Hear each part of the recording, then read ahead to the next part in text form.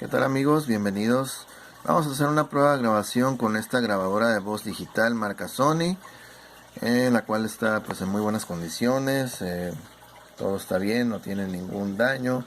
Es el modelo, vamos a ver aquí. Este modelito es el, bueno, no me da mucha claridad.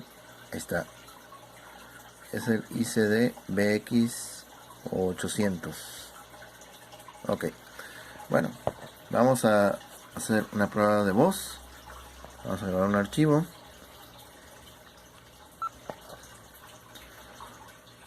Tres dos. Esto es una grabación de prueba para grabadora digital marca Sony, que termina en 800 el modelo.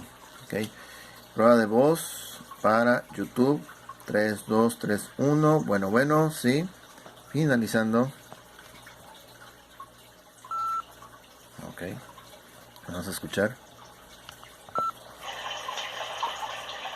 3 2. Esto es una grabación de prueba para grabadora digital marca Sony, que termina en 800 el modelo.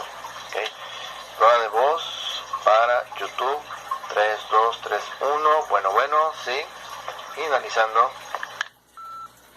Ahí está. Como se pudieron dar cuenta, tiene un nivel de volumen muy bueno, una captación de audio también excelente. No había archivos grabados, de hecho por eso aparece 01, es el único archivo hasta ahorita. Tiene su entrada para lo que es micrófono y audífono. Ok, eso sería todo, muchas gracias. Bueno, no sin antes decir que la grabadora no tiene conexión a USB. Ok, simplemente nomás así para grabar clips de audio. Ok, saludos, muchas gracias.